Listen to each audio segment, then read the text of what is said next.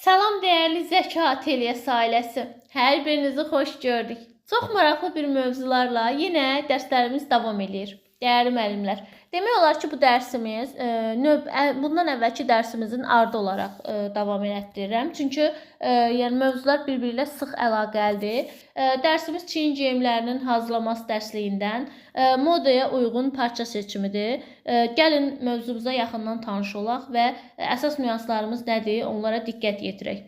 Xüsusi olaraq qeyd etmək istəyirəm ki, müəllimlər, geyimin keyfiyyətidir, rahatlığıdır, estetik görünüşüdür. Bunun üçün təbii ki, bizə vacib nüanslardan biri parça seçimidir. Yəni vacib nüansdır və hər modelə uyğun parça tərkibi, quruluşu, xüsusiyyətləri də nəzərə alınmalıdır.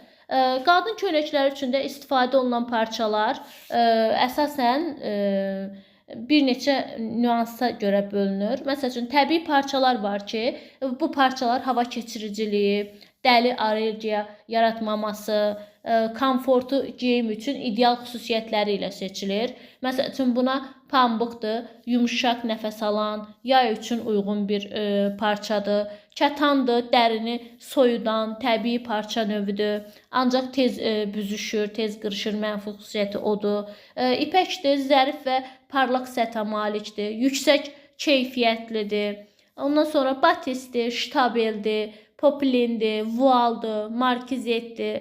Bu parçalar əsasən nazik, yüngül, isti havalar üçün ideal, təbii və yarım təbii parçalar sayılır. Və onu qeyd etmək istəyirəm ki, parçaların adlarını mütləq xüsusi yanaşın müəllimlər. Çünki imtahanda istifadə olunan bir, yəni demək olar ki, imtahanın bir sualı da olsa mütləq parçalar haqqında olacaq. Ona görə yəni vacib nüanslardan biridir.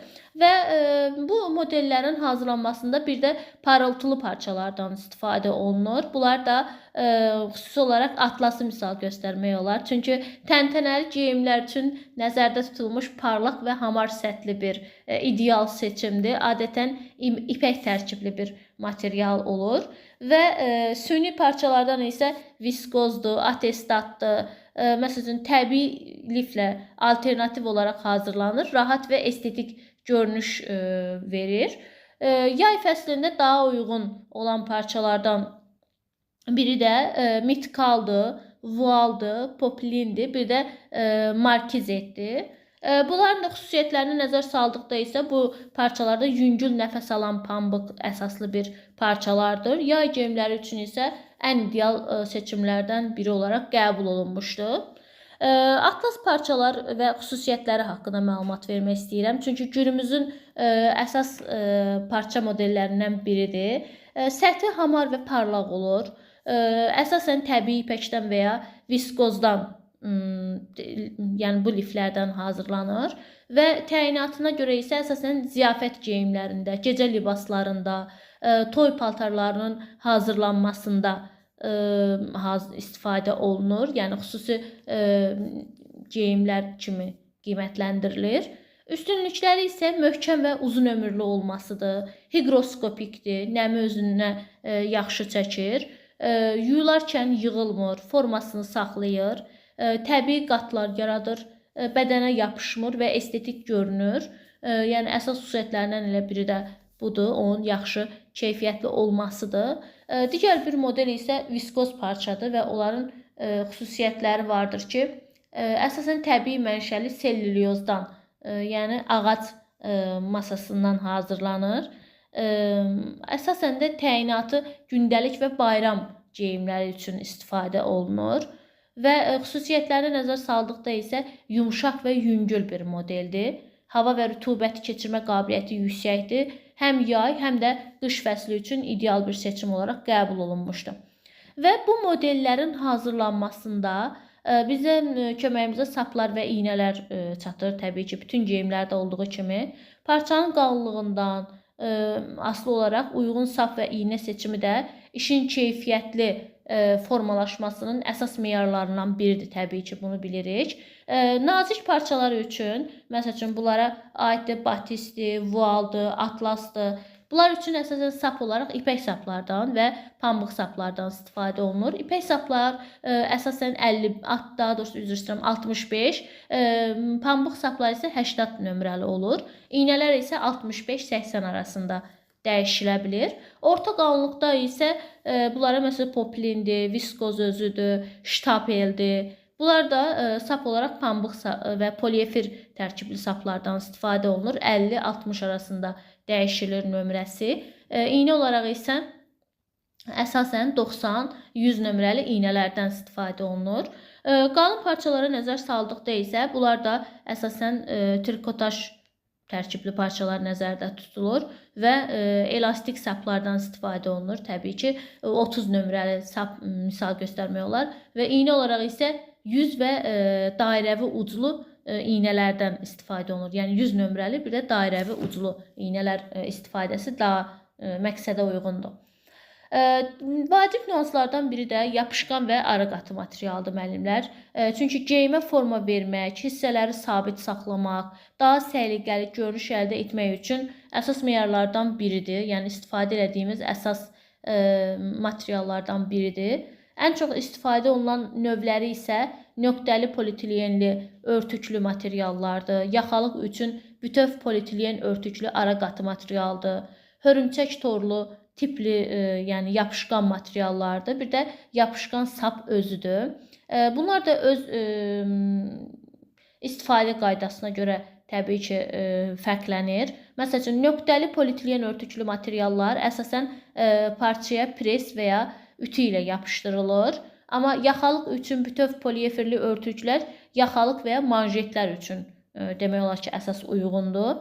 Hörümçək torundan isə əsasən şəffaf və elastik olduğu üçün əsasən nazik parçalarda istifadə olunur. Yapışqan saplar isə tikişlərə əlavə bərkidici funksiya vermək üçün istifadə olunur. Və xüsusi olaraq qeyd etmək istəyirəm ki, bütün bu materiallar parçanın tərs üzünə tikiş payı nəzərə alınaraq preslənir və ya ütü ilə yapışdırılır. Və bir də geyimin hazırlanmasında təbii ki, istər həm bağlayıcı kimi, həm də bəzək materialı kimi müxtəlif furniturlardan istifadə olunur. Furniturlar həm funksional görünüş verir, həm də dekorativ hissələri yəni özündə əks elətdirir. Buna da misal olaraq, məsələn, furnitur olanda basma düymələrdir, düymələr özüdür, qarmaqlar, ilgəklər, zəncirbəndlər və s. misal göstərmək olar. Düymələr də əsasən ölçü və təyinatına, materialına görə əsasən plasmasdan, metaldan, sədəfdən və s. kimi materiallardan hazırlana bilir. Geyimin dizaynına uyğun olaraq seçilir. Basma düymələr də əsasən qadın və uşaq geyimlərində tətbiq olunur. Onlar da bilirsiniz ki, müxtəlif aparatlarla yerinə yetirilir. Əsasən cins materiallarda daha çox rast gəlinir və körpə geyimlərinin hazırlanmasında da daha çox üstünlük təşkil edir. Və basma düymələr özü iki formada tikilə bilir. Bir, əl ilə sapla tikilir. Bir də knopka kimi həll olunur. Yəni o da xüsusi kəlfətinə bənzər bir materialla yerinə yetirilir. Ondan sonra gəlir qarmaqlar və ilgəklər.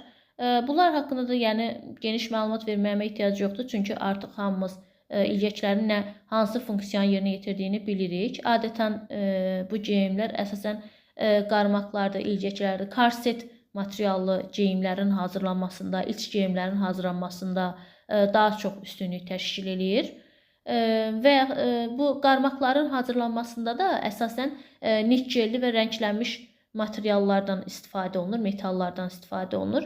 İlgəklər də ki, yəni bilirik ki, geyimin yəni düymələnmə hissəsinin bağlanması üçündür və növlərini də sizlə keçmişdik. Yetər qədər məlumatımız var.